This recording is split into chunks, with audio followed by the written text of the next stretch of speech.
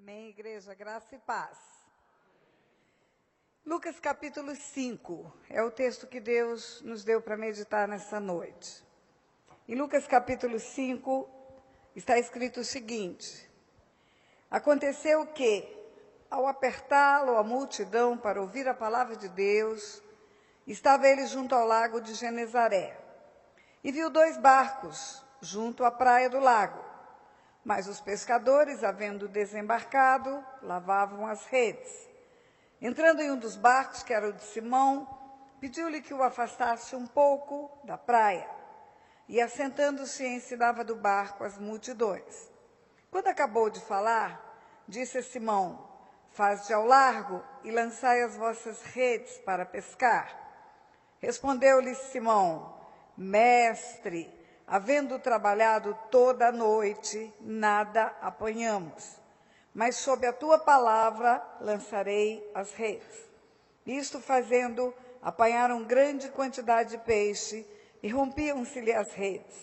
Então fizeram sinais aos companheiros do outro barco para que fossem ajudá-los, e foram e encheram ambos os barcos a ponto de quase irem a pique.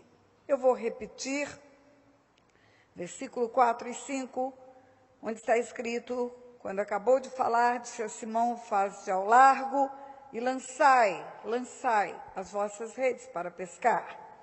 Respondeu-lhe Simão: mestre, havendo trabalhado toda a noite, nada apanhamos, mas sob tua palavra eu lançarei as redes. Diga comigo, igreja: sob tua palavra eu lançarei as redes. Diga de bocão assim: sob tua palavra eu lançarei as redes. Isso. Eu quero que você entre comigo na história. Eu falo que muito mais fácil fica compreendermos o que aconteceu quando nós nos vemos dentro da história, quando nós imaginamos o quadro que a Bíblia está mostrando. E aqui está escrito que tinha uma multidão acompanhando Jesus e apertando Jesus. Mas é interessante que quando você vai para o versículo 3, a palavra é multidões, é no plural. Entrando em um dos barcos, que era o de Simão, pediu-lhe que o afastasse um pouco da praia, e assentando-se, ensinava do barco as multidões. Multidões é mais do que multidão, é muita gente. Quando você vê falar em multidão na Bíblia, é muita gente. A história da multiplicação dos pães e peixes, por exemplo, 8.000 homens, fora mulheres e crianças. E nós sabemos que cada mulher e cada homem tinha uma prole numerosa, eram muitas crianças. Então, multidão na Bíblia é multidão mesmo, não é um pinguinho de gente. E as multidões seguiam Jesus. As motivações eram variadas. Alguns seguiam Jesus para ter multiplicação de pão e peixe. Assim como alguns seguem Jesus para ter alguma coisa. Eu vou para a igreja porque eu vou dizimar, ofertar e eu vou ter bênçãos por causa disso. Outros seguiam Jesus para ver milagres, porque Jesus ia de aldeia em aldeia, de cidade em cidade, e ele operava milagres. A Bíblia diz que em todos os lugares onde ele ia, os enfermos eram trazidos a ele e ele curava a todos. Mais do que milagre, alguns iam naquela multidão para ver o sobrenatural do sobrenatural, que era a ressurreição de mortos. Ressuscitava mortos. Jesus ressuscitou uma menina que tinha acabado de morrer, filha de Jairo. Mas algumas pessoas podem dizer: ela estava em coma só, não estava morta, não houve ressuscitação. Mas, na verdade, ela estava morta, mas para que não houvesse dúvidas, ele ressuscita um menino que estava indo para o enterro já. Filho de uma viúva, E ninguém enterra ninguém sem que a família venha, sem que tenha culto fúnebre. Hoje as famílias podem pegar aviões e chegar rapidinho. Mas naquele tempo, dias e dias andando. Às vezes, entre a morte e o sepultamento, demorava 3 a 4 dias. E o menino estava indo para o sepulcro. E Jesus ressuscita o menino. Algumas pessoas podiam dizer, não, ele não estava morto. Ele estava com uma síndrome de catalepsia, que é uma enfermidade que paralisa tudo, fica como morto, só fica mesmo o funcionamento dos órgãos e não tem nenhum movimento. Mas para que não tivesse dúvidas, ele ressuscitou Lázaro. Lázaro estava sepultado há 4 dias. Se o sepultamento se dá alguns dias depois da morte, você tem que somar os dias da espera da família com mais 4 dias de sepultamento. Vamos imaginar 7 dias. Eu acho que ele esperou 4 dias para ressuscitar Lázaro, porque havia uma crença no meio do povo judeu que a alma vai embora depois de 3 dias de sepultado. Então, ele esperou o 4º dia, para saberem que não tinha nem espírito nem alma mais. Só tinha um corpo podre. A ponto da irmã de Lázaro, quando ele manda tirar a pedra, dizer, não, Senhor, já cheira mal. Eu não sei se aqui, como lá em Recife, aqueles coró que fica naqueles cavalos mortos na beira da estrada, chama tapuru. Mas alguém podia dizer, está cheio de tapuru, porque já está apodrecido, morto há vários dias. E Jesus ressuscita Lázaro. Enfim, era tudo sobrenatural. Uma multidão o seguia para prender também. Porque só ele tinha palavras de vida eterna. Um dia ele falou, vocês também não querem me deixar? Começaram a deixá-lo, até que ficam os discípulos. E ele pergunta para os discípulos, vocês também não querem ir embora? E um deles responde, onde iremos nós? Só tu tens palavra de vida eterna. Alguns seguiam Jesus, não porque criam que ele tinha palavra de vida eterna, porque nem criam que ele era o Filho do Deus vivo. Mas seguiam Jesus porque ele era um profeta, ele era um mestre. Você vai encontrar vários textos bíblicos onde diz, indo para Nazaré, onde fora criado, foi no sábado ensinar na sinagoga, segundo o seu costume, e a sinagoga estava cheia. Você vai encontrar textos que diz, indo para Cafarnaum, foi no sábado ensinar na sinagoga, segundo o seu costume, estava cheia. Tem história bíblica que tinha tanta gente que tinha gente do lado de fora. Quando conta o paralítico de Cafarnaum, que foi descido no telhado, tinha uma multidão que não queria nem deixar aquele paralítico entrar.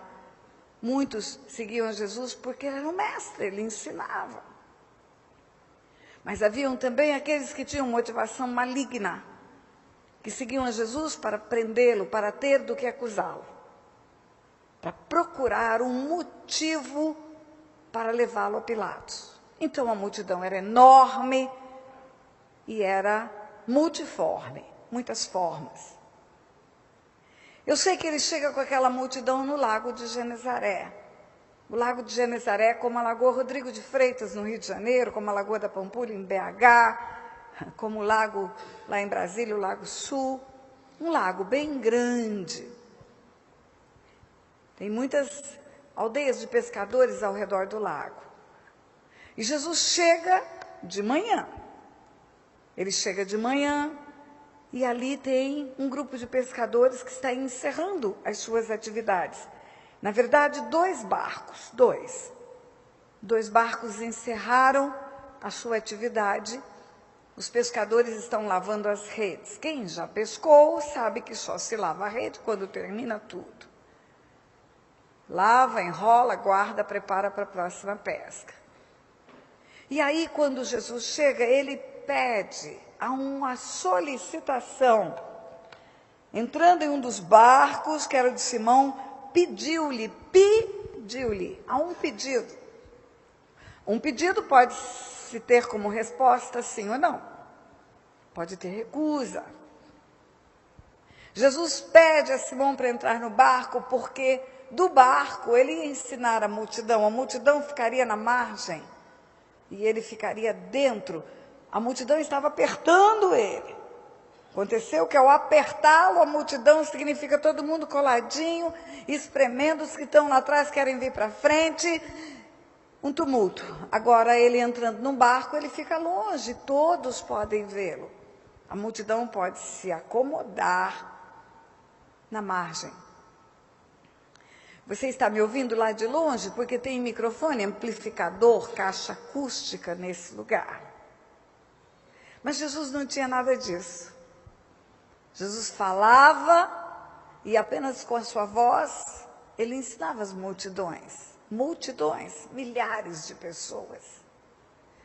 Eu estive em Israel por 2 vezes, a segunda vez no ano retrasado, no mês de novembro, e eu fui uma das pessoas que acompanhou a caravana para ensinar sobre aqueles lugares. Foram 3 pastores e eu fui uma delas, um deles. E aí, quando chegamos no lugar onde houve o Sermão da Montanha, era outro pregador que ia falar naquele dia. E o pregador disse que a multidão que estava ali, que é a mesma multidão da multiplicação de pães e peixes, 8.000 homens, fora mulheres e crianças, que aquela multidão pôde ouvir Jesus sem microfone, sem amplificador, sem caixa acústica, porque existe um fenômeno da natureza naquele lugar. Porque existem montanhas do lado esquerdo, montanhas do lado direito, e num determinado momento vem uma corrente de ar de lá e vem uma corrente de ar de cá, se encontra aqui e vai para frente. Corrente de ar se encontra e canaliza, e quando canaliza, leva os ruídos como um eco. E por causa do vento que veio de cá e do vento que veio de lá, e pela canalização e pela voz sendo levada como um eco, todos puderam ouvir Jesus. Ok, essa é uma explicação científica. Eu não tenho nenhuma dificuldade para acreditar que Jesus manda no vento. E pode chamar o vento de cá e o vento de lá ao mesmo tempo, e fazer o vento canalizar ao mesmo tempo. Eu não tenho nenhuma dificuldade para crer nisso. Mas eu também não tenho nenhuma dificuldade para crer que sem vento, quando ele fala, até o inferno escuta a voz dele. Porque quando ele fala, Lázaro vem para fora, Lázaro escutou no vale da morte. Lázaro estava morto, sepultado há 4 dias. A voz de Jesus vai ser audível no vale da sombra da morte.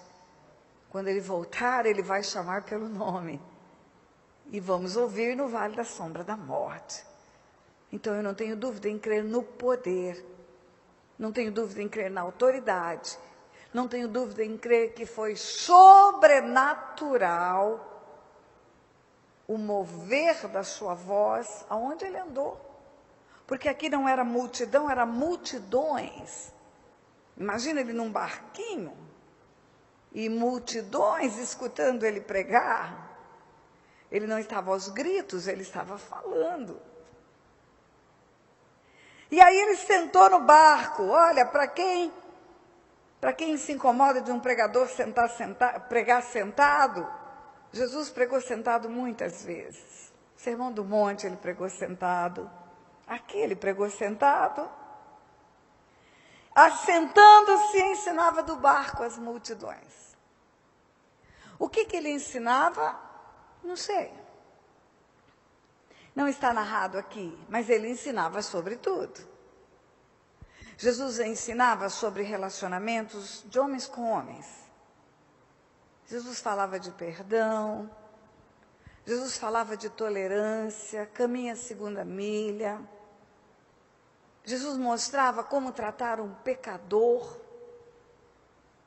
A história daquela mulher adúltera pega em flagrante adultério.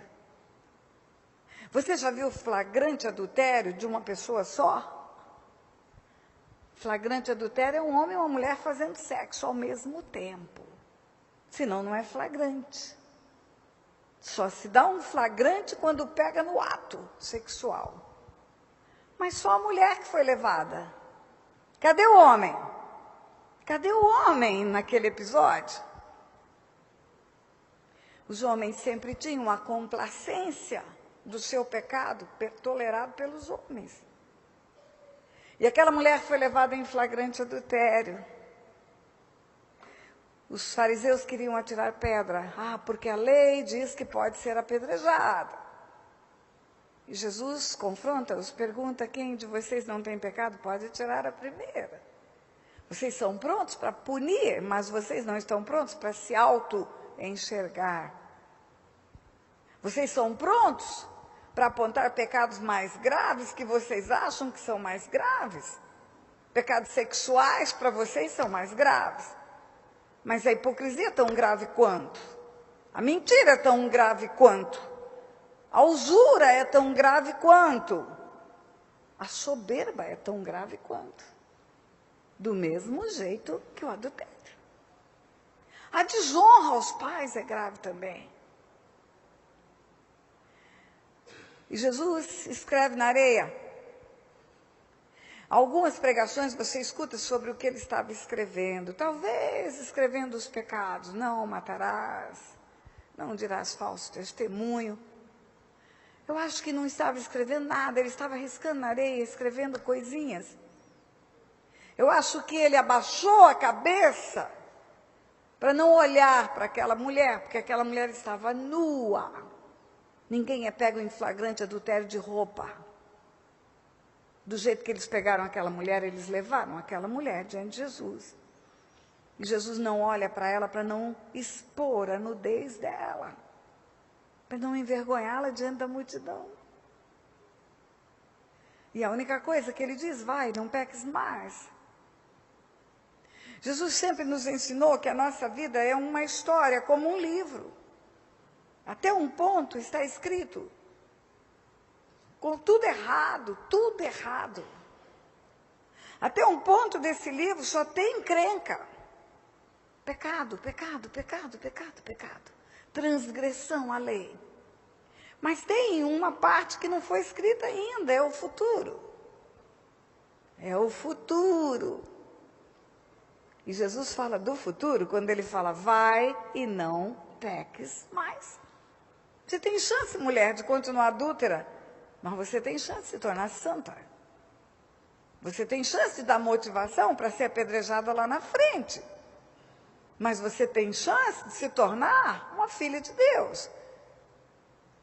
O comportamento de Jesus ensinava as pessoas de todas as maneiras. De todas as maneiras. O que Jesus ensinou naquele dia? Não sei. Jesus ensinava os mistérios do reino dos céus. Jesus falava através de parábolas. E um dia um discípulo falou: por que o senhor fala através de parábolas? Ele disse: porque não é a todos que é dado a conhecer os mistérios do reino dos céus, mas a vós eu explico. Não é a todos que é dado a conhecer os mistérios do reino dos céus. Então, parábolas eram historinhas aparentemente triviais, aparentemente do cotidiano, aparentemente de coisinhas simples, mas que na verdade eram chaves espirituais dos mistérios do reino dos céus. Lembra da parábola do filho pródigo? A parábola do filho pródigo, a parábola da ovelha perdida, a parábola da dracma perdida. Estão as três em Lucas 15. Sabe por que Jesus fala a parábola do filho pródigo, da ovelha perdida, da dracma perdida? Não é para falar de alguém que está perdido. É resposta de Jesus aos fariseus. A parábola do filho pródigo é uma resposta a fariseus que criticaram Jesus porque andava com pecadores e comia com eles. Lucas 15 começa assim: vendo fariseus e escribas que Jesus andava com pecadores e comia com eles, criticou. Esse daí anda com pecadores e come com eles. E aí Jesus começa a responder através de parábolas. E quando chega na parábola do filho pródigo, não está falando de um desviado. Até porque não existe desviado. Uma pessoa que está fora da presença de Deus, depois de conhecer o Senhor, está morto. O pai do filho pródigo fala para o irmão, teu irmão estava morto e reviveu. Estava perdido e foi achado. A parábola do filho pródigo é um confronto de Jesus aos fariseus que o criticaram porque ele come e anda com pecadores. Na verdade, a parábola do filho pródigo não fala do filho pródigo, fala do outro filho.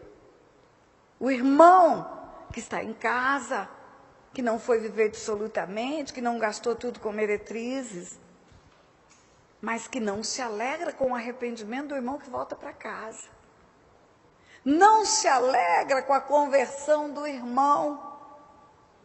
Quando ele escuta música, festa, dança na casa, porque o pai está feliz pela volta do filho que estava perdido, o filho que ficou em casa, que era o fariseu, tem ciúmes. E ele fala para o pai, eu te sirvo há tantos anos e você nunca me deu nenhum cabrito para comemorar com os meus amigos? E o pai responde para ele, meu filho, tudo que é meu é teu. A parábola do filho pródigo é para confrontar fariseus que estão na casa do pai, mas não se alegram de Jesus estar salvando os pecadores lá fora. A parábola do filho pródigo é um confronto para os fariseus que não veem Deus como pai, porque se visse, veria o coração triste dele, porque um pecador está morrendo no seu pecado. A parábola do filho pródigo não é para falar de um rapaz perdido. É para falar de um rapaz que está dentro da casa do pai, mas é incapaz de sentir a alegria que o pai sente quando o pecador se arrepende. E a tristeza que o pai sente quando um pecador vai para o inferno. E é incapaz de fazer o banquete junto com o pai, mas tem ciúmes do banquete. Na parábola do filho pródigo, Jesus está dizendo, olha, vocês são fariseus, estão me criticando porque eu estou comendo e andando com pecadores? Eu não vim para salvar os sãos, os doentes, eu vim para isso. Jesus fazia de tudo para ensinar quando ele andou na terra.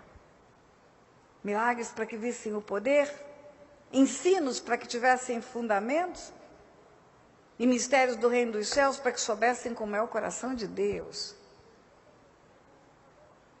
E aí ele está ensinando, ele pede para Pedro. Olha, o primeiro momento que Jesus chega na vida da gente, ele pede para chegar. Ele diz, eu estou à porta e bato. Se alguém abrir, eu vou entrar e vou cear com ele. Jesus não abre portas arrombando, ele não mete o pé na porta. Eu ensinei nesses dias lá que o mundo natural tem uma conexão com o mundo espiritual através de portas, e essas portas são abertas pelo lado de dentro. Jesus está à porta e bate. Se alguém abrir, ele vai entrar. Se não abrir, ele vai deixar morrer no seu pecado. Ele pede para entrar na sua casa, na sua vida, nos seus negócios. Ele pede para entrar na sua família. Ele não entra sem ser convidado. Ele é muito educado, muito. Primeiro momento, então, ele pede o barco e Pedro cede o barco. Depois que ele ensina, não diz quanto tempo. Aí ele dá uma ordem, depois que ele está dentro, porque quando ele está dentro, ele é o Senhor. A Bíblia diz que para você ser salvo, Jesus precisa ser o seu Senhor. Quem confessar com os lábios e crer com o coração que Ele é o Senhor, será salvo. Aquele que invocar o nome do Senhor, será salvo. Porque Ele se humilhou, tornou-se figura humana, foi para a cruz, o Pai o exaltou sobremaneira, lhe deu um nome que é sobre todo nome, diante do qual todos os joelhos dobrará e toda língua confessará que Jesus Cristo é o Senhor. Sabe o que significa Senhor? Em grego é Kyrios. Kyrios é K-Y-R-I-O-S. Sabe o que é Kyrios? Quírios significa máxima autoridade, supremo comandante, Senhor absoluto. Ele se torna o Senhor da nossa vida.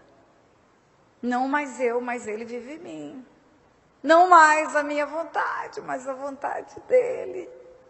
Não mais o que eu acho que é bom, mas o que Ele diz que é bom. Ele se torna o meu Salvador, se Ele for o meu Senhor. Engraçado que tem gente que quer Ele como Salvador, mas não como Senhor. Sabe o que está escrito na carta aos Hebreus, capítulo 5, versículo 7? Que Jesus, nos dias da sua carne, com forte clamor e lágrimas, ofereceu orações e súplicas a quem o podia livrar da morte. E foi ouvido e obedeceu. E porque obedeceu, foi para a cruz sim, foi aperfeiçoado. E tornou-se o autor da salvação eterna para todos que lhe obedecem. Ele suplicou para não ir para a cruz, mas ele obedeceu, e porque ele obedeceu, ele foi aperfeiçoado, tornou-se o Senhor dos senhores. E agora ele é o autor da salvação eterna para todos que lhe obedecem. Os que lhe obedecem são os salvos. Os salvos não são aqueles que levantam a mão, que têm um nome no rol de membro, que têm família de crente. Os salvos não são aqueles que frequentam a igreja desde criancinha. Os salvos são os que lhe obedecem. E aí obedecem e frequentam a igreja desde criancinha. Obedece e tem submissão aos líderes, obedece e tem a palavra no coração. Obedece e diz: lâmpada para os meus pés e luz para o meu caminho, a sua palavra. Pela desobediência de um só, todos pecaram, todos foram destituídos da glória de Deus. Pela obediência de um só, todos podem voltar para casa, porque a cruz é o fruto da obediência. Não é o que eu quero, mas é o que eu faço. Senhor, seja feita a tua vontade, não a minha. Pai, se possível, passa de mim esse cálice, mas seja feita a tua vontade e não a minha vontade. A cruz é resposta de obediência. E porque ele se humilhou, ele tornou-se o autor da salvação eterna para os que sabem obedecer também. Depois que ele entra, depois que você permite, que você abre a porta e permite a entrada dele na sua vida, só lhe resta obedecer, mais nada. Só lhe resta obedecer. Ele dá as regras e você diz sim, amém.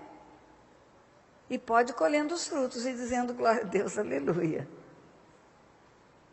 Amém? Eu escutei 2 améns. Vou repetir. Depois que ele entra na sua vida, ele se torna Senhor e você obedece às regras, tudo que ele diz você faz, e aí você só pode dizer glória a Deus, aleluia. Porque o resultado virá. O resultado virá.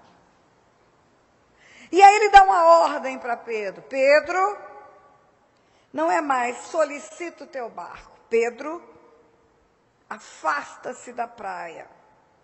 Olha só. Lança as redes para pescar. Lançai as vossas redes. Lançai. O versículo 4. Quando acabou de falar, disse a Simão Pedro: faze-te ao largo. Faze-te ao largo é uma ordem. Olha a diferença do outro versículo. Pediu-lhe que o afastasse. Primeiro é um pedido. Depois que ele entrou no barco, ele virou Senhor. Aí é uma ordem, e a ordem é: faze-te ao largo e lançai.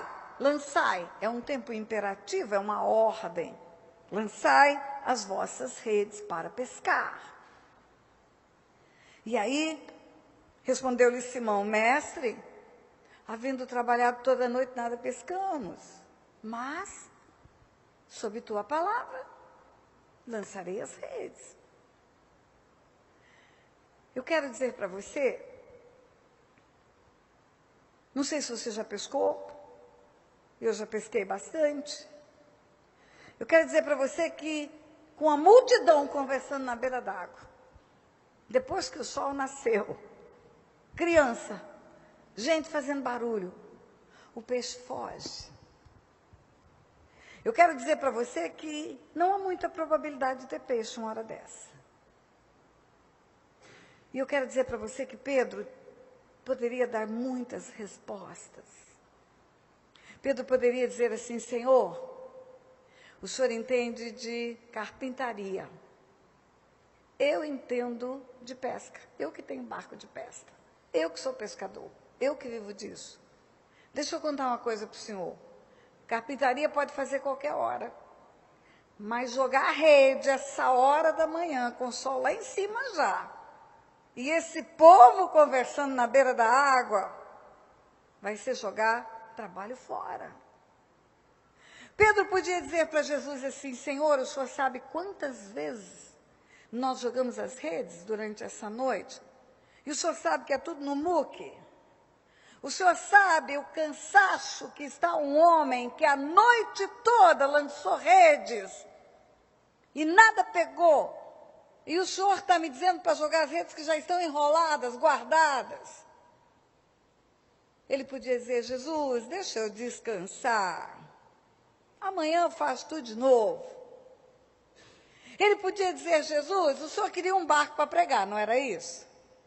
Eu lhe dei. O senhor já pregou, a multidão já aprendeu. Agora, Jesus, segue o seu caminho. E deixa eu seguir o meu caminho. Nós poderíamos ficar aqui a noite toda criando respostas prováveis, todas elas justificadas. As circunstâncias eram desfavoráveis. O estado do pescador era desfavorável. O ambiente da pesca era desfavorável. Tudo era desfavorável.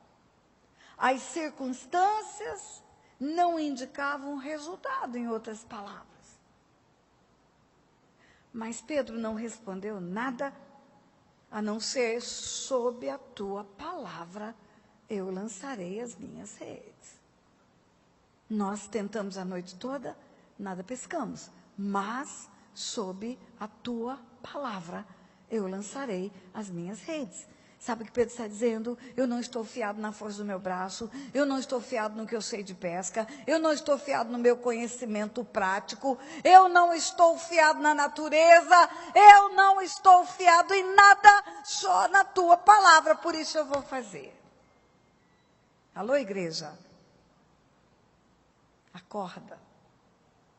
Jesus tem uma palavra que muda a circunstância de qualquer família, de qualquer casa, de qualquer história, de qualquer problema. Senhor, eu estou lutando pelo meu casamento há 15 anos, eu já estou desistindo. Minha mulher é dura de coração, não muda. Mas você precisa dizer: sobre a tua palavra, eu vou conseguir a reconciliação. Meu filho, pastora, está perdido. Meu filho está no mundo, faz tudo errado, afronta o Senhor. Meu filho, pastora, não quer nada com Jesus, está na roda dos escarnecedores. Jesus, eu desisto do meu filho. Não desiste, não. Existe uma palavra que diz: crê no Senhor Jesus, será salvo tu e a tua casa, e é sobre a palavra dele que você tem que ficar firmado. Está morrendo. Pastora, meu filho está morrendo. Meu filho está vivendo momentos terríveis na saúde, está morrendo, não tem mais esperança. Os médicos já diagnosticaram 2 meses de vida. Abre a tua boca e diz: a última palavra não é do médico, a última palavra é de Deus. É sobre a palavra de Deus que eu lançarei as minhas redes. Não é pelas coisas naturais. Pelas coisas naturais, você vai procurar ajuda do mundo natural. Pelas coisas naturais, vá para o psicólogo, vá para a autoajuda. Eu estou falando da ajuda que vem do alto. Do Deus que abre o mar vermelho. Do Deus que acalma a tempestade. Do Deus que ressuscita Lázaro. Esse Deus, ele tem uma palavra que é rema, que produz vida. E não importa as circunstâncias. Por pior que sejam as circunstâncias. Por mais improvável que seja. Morreu um amigo meu, pastor Joide Miranda. Pastor Joide, um homem de Deus, casado com Edna Miranda, pai de Pedrinho Miranda. Entra na internet depois para você saber quem é Joide Miranda. Pastor Joide, um pregador da palavra, 17 anos rodando o Brasil, pregando a palavra. Só que não foi sempre assim. Pastor Joide entrou no homossexualismo, ou na homossexualidade, se você preferir, quando ele era criança. Pastor Joide mudou para a Europa. Pastor Joide, travesti de mulher, silicone no corpo inteiro. Pastor Joide com uma comissão de frente aqui, que sai da frente de boa que era. Bota silicone para todo lado. Pastor Joide de salto alto, unha postiça, cabeleira longa, mulher, travesti da prostituição na Europa por anos. Mais de 15 anos ele esteve na Europa em prostituição. E ele tinha uma mãezinha que se converteu. Quando ele foi para a prostituição, quando ele foi para a Europa, a mãe era do espiritismo, mas ela se converteu, ela conheceu o Senhor Jesus. E ela começou a crer que sob a palavra de Deus ela podia mudar a história do filho dela. E o filho dela mandava dinheiro porque estava rico na Europa. O filho dela vivia na maior luxúria do mundo porque estava rico. E de vez em quando ele vinha ao Brasil visitar a mamãezinha. E aí a mamãezinha chama as irmãs de oração. Olha, meu filho Joide chegou, veio passar uns dias comigo aqui, é ele que me ajuda, ele que me sustenta, ele que me dá a casa que eu moro. Eu quero fazer uma reunião de oração aqui, para agradecer a vinda dele ao Brasil. Faz anos que ele não vem ao Brasil. E as irmãzinhas de oração, tudo lá, foi tudo para casa. Aí chega na hora da reunião de oração, sai aquele mulherão de dentro do quarto e senta na sala. E as irmãzinhas estão esperando para começar a orar. E aí a mamãe do Joide fala, vamos orar ou não vamos orar? Não, nós estamos esperando seu filho. Ela falou, esse aqui é o meu filho. As mulheres oraram, mas não é um homem, não, é o meu filho. Quando ele nasceu homem, e ele é o meu filho. E Deus vai me devolver o meu filho. E as mulheres todas sem graça começaram a orar. Ela saía com o Joide para fazer compras. Não lembro nem qual era o nome de guerra que usava. Saía com o Joide para fazer compras, chegava na loja. Ela ia comprar as coisas, o Joide pagava tudo. Ela chegava na loja e aí falava para a moça, eu quero te apresentar meu filho. Para a vendedora olhava aquela mulher de batom, cabelão, unha grande. Aí ele falava, para mãe, para de fazer isso. A mãe falava, não, você é meu filho. Deus me deu um filho e eu tenho um filho. E esse filho vai me dar a honra de levar ele no altar no dia do casamento dele. Pois ele se converteu. Pois ele tirou o silicone, ele tirou a unha postiça. Ele tirou o cabelão. E quando ele dava o testemunho, ele falava, foi a minha mãe, que nunca deixou de crer na promessa de Deus, que me trouxe de volta. Sabe o que acontece? Nós deixamos nos abater pelas circunstâncias, aquilo que vemos, mas a nossa vida tem que ser pela fé, e pela fé aquilo que não vemos. A fé é a certeza das coisas que se esperam e a convicção do que não se vê. Se eu vejo, eu não preciso de fé. Sabe qual é a minha definição de fé? Eu digo que Deus é quem Ele diz que é e que Ele fará o que Ele diz que fará. Se está escrito, vai acontecer. Se está escrito, o inferno pode se levantar, mas vai acontecer. Se está escrito, é sob a tua palavra que eu lançarei as minhas redes. Mas você sabe por que às vezes nós não vemos o resultado na nossa vida? Porque nós não temos a palavra como obediência. A Bíblia não diz que deve ser a nossa regra de fé e prática. De fé para crer que o que está aqui vai acontecer. E de prática para viver o que está aqui. De fé para crer nas promessas.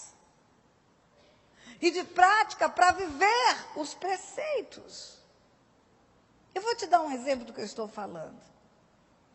Está escrito na palavra, num lugar especialíssimo chamado 10 Mandamentos. Honra teu pai e tua mãe, para que se prolongue os dias na terra que teu Deus te dá e te vá bem. Nos 10 Mandamentos está honra teu pai e tua mãe, mas depois Moisés conta que tem uma promessa. Para que se prolongue os dias na terra que teu Deus te dá e te vá bem. Aí vivemos numa época pós-moderna, não é nem moderna, em que a desonra aos pais virou normal. Bença pai, bença mãe, nem existe mais. Agora, buscar um conselho de pai, buscar um conselho de mãe, você não vê em lugar nenhum mais. Você vai ver filhos falando para os pais, eu sei o que é melhor para mim. Eu sei o que me convém. Você vai ver a desonra sendo estabelecida nas pequenas coisas. Os pais perderam lugar de honra, lugar de importância. E aí o filho começa a ter derrotas. Não passa no vestibular que quer. Não casa o casamento que sonhou. Não tem a vida profissional que sonhou. E ele fala, por que, pastora? Por que está tudo errado comigo? Por que todo mundo consegue e eu não consigo? Na verdade, não é todo mundo. Os amigos mais próximos, talvez, tenham outro que consiga. E eu tenho que dizer, sabe por quê? Porque Deus não trabalha fora da palavra dele. Deus não abençoa um filho que desonra pai e mãe.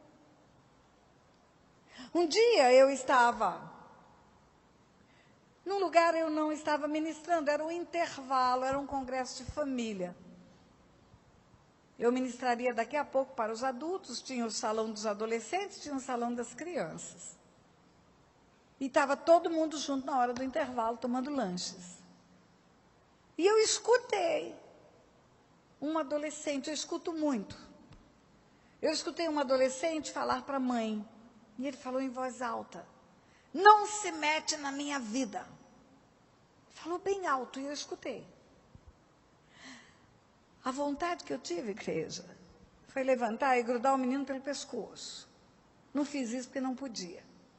Mas a vontade que eu tive foi grudar ele pelo pescoço. E falar para ele, eu vou contar uma coisa para você, que você não sabe. Sua mãe era uma mocinha, cintura fina, vivia uma vida boa, de donzela. Aí casou, e Deus mandou você para a barriga dela. Ela engravidou. Sabe qual foi a primeira coisa que aconteceu? O corpo dela começou a deformar. A coluna dela foi ficando fora do lugar, porque ela empinava por causa da barriga. Nos últimos meses, sua mãe andava assim, toda desconfortável, porque você estava vivendo dentro dela, era uma pessoa dentro de outra pessoa. Aí você nasceu. Sua mãe tinha que dar comida para você do corpo dela. A sua comida saía de dentro dela. A sua mãe nunca mais passou uma noite inteira dormindo sossegada. Ela acordava para ver se você estava bem. Se não estava, tocava fralda sua. A sua mãe começou a gastar dinheiro com você, com roupa, com fralda, com fralda, com fralda, com leite, com leite, com leite, com fralda. Não sobrava mais dinheiro para comprar as coisas para ela. Depois você começou a ficar maiorzinho, ela tinha que te carregar no colo. Era um bebezão aqui, era uma sacola cheia de coisa aqui, onde ela ia. Depois, você começou a andar e a sua mãe nunca mais parou. Porque você não tinha juízo, você era um bebê. E a sua mãe corria para lá, e a sua mãe corria para cá. Chegava de noite, ela estava estafada, ela desmaiava de sono. Daqui a pouco você foi para a escola. E você chorava na hora da entrada, ela ficava lá morrendo de dó, até você se ambientar. Aí vem livro, aí vem material escolar, aí vem uniforme, aí vem dinheiro e dinheiro e dinheiro gastando. E noite de sono perdendo. Quantas vezes a sua mãe teve que te levar para dentista, para curso de inglês e tarará, tarará, tarará, tarará. E você agora diz que ela se meteu na sua vida? Quem se meteu na vida de quem? Foi você que se meteu na vida dela. A vida dela nunca mais foi a mesma depois que você chegou. Como que você acha que Deus vê um filho que depois de todo o trabalho que dá para uma mãe, desonra essa mãe? Como que você acha que Deus vê isso? E aí quer ser abençoado? Acha que pode abençoar? É só sob a palavra de Deus que tem pesca, igreja. É só sob a palavra de Deus. Agora presta atenção, tem poucos adolescentes aqui. Mas eu tenho uma notícia para te dar. Todo mundo aqui foi adolescente um dia. Como é que você foi? Hã? Quanto choro deu para os seus pais? Quanta tristeza deu para sua mamãe na sua juventude? Foi obediente ou foi rebelde? Talvez pela nossa rebelião da nossa adolescência e juventude, nós não tenhamos peixes agora. Porque a palavra de Deus não foi aplicada na nossa vida. É só sob a palavra que tem pesca. Não tem pesca fora da palavra de Deus. Não tem bênção no desalinhamento com o céu. Jesus não diz sim, amém, para abençoar o rebelde. Pastora, mas já passou 30 anos. No mundo espiritual não passa tempo. Tudo é aqui, agora. Você pode ter 90. Mas se você fez seus pais chorarem na sua juventude, não foi lá pedir perdão, ainda tem muito tempo para você pescar. Todo erro precisa ser reparado. Toda transgressão à palavra de Deus precisa ser consertada. Todo pecado precisa ser confessado. Toda afronta precisa ser retirada. Porque é a única maneira de vir uma pesca maravilhosa. É a única maneira de você lançar as redes e grande quantidade de peixes ser colhida. E sabe o que aconteceu? Foi tanto peixe, quando ele disse, sobre a tua palavra eu lançarei a rede. Foi tanto peixe que ele teve que dar peixes para outro barco. Quando a bênção vem sobre a vida de uma pessoa, não é só para ela. Os filhos, noras, genros, os pais, todo mundo é abençoado por tabela. Todo mundo é abençoado por tabela. Curva a tua cabeça.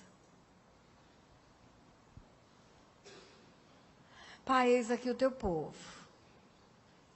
Eis aqui um povo que se chama pelo teu nome. Um povo, Pai, que caminha nesta terra com as marcas, Senhor, da ressurreição. Esse povo, Senhor, tem a marca da promessa. Mas eles não querem apenas a vida eterna, Pai. Eles querem a vida abundante aqui e agora. Eles querem colher aqui e agora. Eles querem ver resultados aqui e agora, Pai. O Senhor diz que há uma diferença entre o que serve e o que não serve, Senhor. O Senhor diz também na tua palavra, se o meu povo me escutasse. Se Israel andasse nos meus caminhos, eu lhe abateria o inimigo. O Senhor mesmo ia bater no peito do inimigo por nós. E o Senhor acrescenta, eu o saciaria com o trigo mais fino e com o mel que escorre da rocha. Trigo mais fino e mel que escorre da rocha é o melhor da terra, Pai. Onde o Senhor disse, se quiserdes e me ouvirdes, comereis o melhor desta terra. Nós queremos, Pai, o melhor da terra, por isso precisamos ouvir o Senhor e aplicar a Tua palavra nas nossas vidas.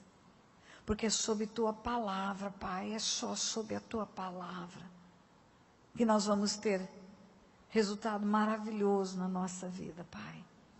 Por isso, mostra-nos pelo Teu Espírito o que na nossa vida está desalinhado com a Tua palavra, Pai. Para nós podermos nos ajustar, nos alinhar, nos colocar, Pai, no lugar da obediência. Em nome de Jesus. Quem concorda com essa oração, diga um amém bem alto. Amém. Você pode aplaudir o Senhor?